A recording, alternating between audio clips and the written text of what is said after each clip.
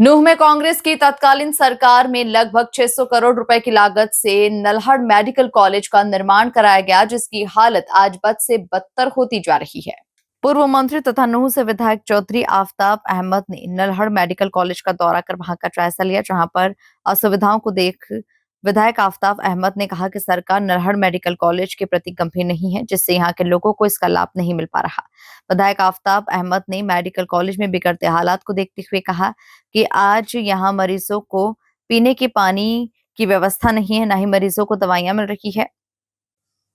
Nalhar medical college आज refer केंद्र बन गया है। उन्होंने कहा कि मेडिकल कॉलेज में पूरी तरह डॉक्टर्स का स्टाफ भी नहीं है, जिससे यहाँ आने वाले मरीजों को काफी परेशानियों का सामना करना पड़ रहा है। उन्होंने कहा कांग्रेस की पूर्व सरकार में देश के पूर्व मुख्यमंत्री मनमोहन सिंह और यूपीए की नेता सोनिया गांधी के द्वारा इस मेडिकल कॉलेज का उद्घाटन किया गया था। उस समय इस मेडिकल कॉलेज में सभी बीमारियों का इलाज करने वाले डॉक्टर्स और पूरा स्टाफ था। इतना ही नहीं, इस मेडिकल कॉलेज में सभी सुविधाएं मरीजों को दी जाती थी और पीने का पानी से लेकर बैठक की व्यवस्था भी संपूर्ण थी। लेकिन आज इस मेडिकल कॉलेज के हालात बिगड़ते जा रहे हैं।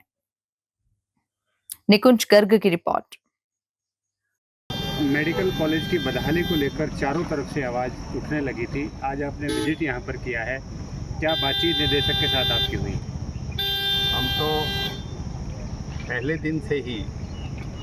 क्योंकि एक नायाब तोहफा कांग्रेस की चौधरी भूपेंद्र सिंह हुड्डा, सोनिया गांधी जी, मनमोहन सिंह जी के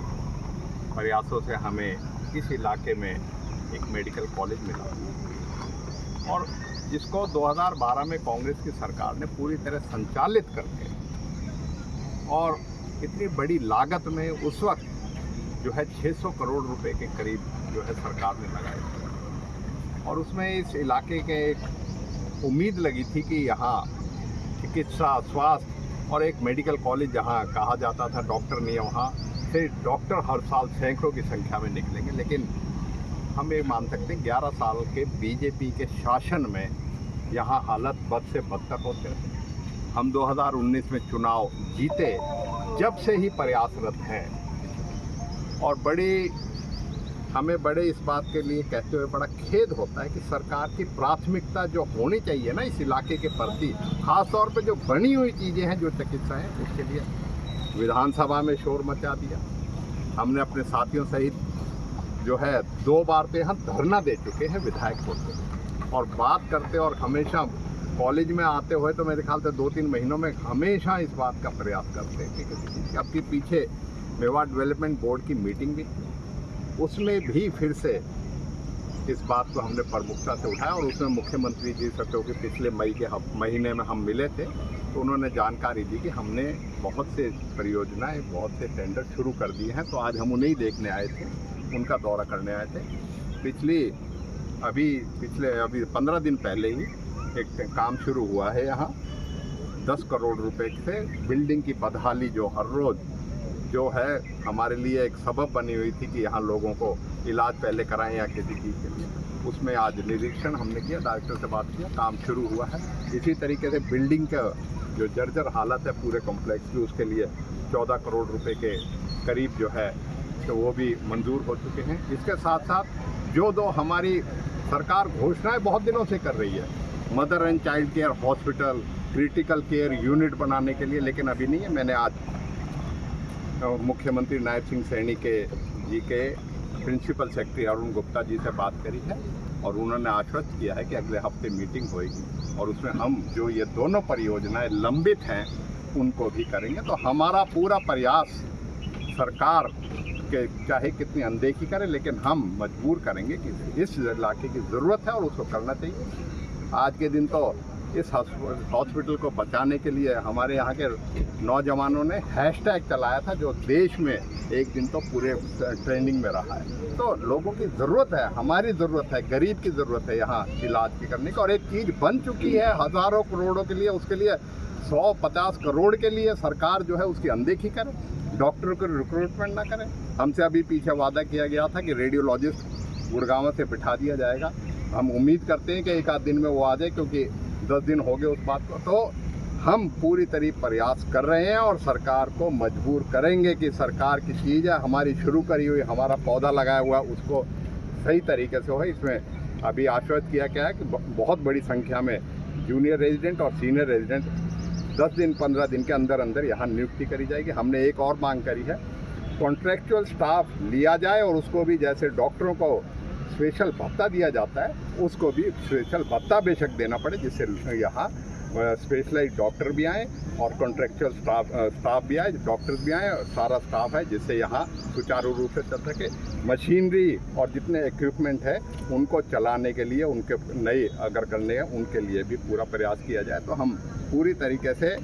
इस मामले को गंभीरता से यहाँ भी सड़क से लेके और अपनी विधानसभा पटल तक उठाएंगे और इस सरकार को मजबूर करेंगे कि वो इस बदहाली से खड़ी होके इसको सुचारू रूप से चलाने का काम करें। सीलिंग तो कर दिया काम और उन्होंने कहा कि हम तो 3 महीने के अंदर इमरजेंसी और यहाँ बाहर बैठने के लिए, मरीजों के लिए बैठने के लिए व्यवस्था और बेहतर तरीके से जितनी शौचालय की जो एक बड़ी भारी अस्पताल में, अगर अस्पताल में आके ही शौचालय का बुरा हाल हो तो हाइजीनिक कंडीशन क्या रहेगी, तो उसका कहा है कि 2 महीने के अंदर अंदर उनका कर देंगे और 1 साल के अंदर अंदर तमाम पूरी बिल्डिंग को जो है पूरी तरीके से इन्होंने कहा है कि हम उसमें जो है बदलाव करके बेहतर तरीके से सुचारू रूप से ये चल पड़े, इसके लिए कार्य करें। आपके पिता पूर्व सांसद पूर्व मंत्री चौधरी खुर्शीद साहब का भी आज जन्मदिन है। शिक्षा और स्वास्थ्य को लेकर उन्होंने अनूठे प्रयास किए थे, क्या कहेंगे? मैं ये कहूँगा कि उनको जब मौका मिला हरियाणा बनने के बाद 1966 के बाद, मैं समझता हूँ शिक्षा और स्वास्थ्य के क्षेत्र में जो आज यहाँ पूरे 3, 4, 5 जिलों में जो इंफ्रास्ट्रक्चर है और उसके बाद अलाफिया हॉस्पिटल तक जो है एक ऐसा नायाब इंफ्रास्ट्रक्चर उन्होंने स्वास्थ्य का यहाँ बनाया था। शिक्षा के लिए JBT और जो है किसी चीज़ के लिए कहते हैं, आज हम उन्हें श्रद्धांजलि देते हैं और उनसे प्रेरणा लेते हुए हम आज फिर से जो इतनी शिद्दत में गर्मी में और अपने लोगों की परेशानी दूर करने में जो हम लगे हुए हैं वो उन्हीं का है कि हमने ये जो सारी चीज़ें जो बनाई थी कांग्रेस की सरकार में, उन चीज़ों को सुचारू रूप से चलाएं जिससे लाखों लोगों को यहाँ फ़ायदा मिल रहा था उनको मिल सके। और हमारा जो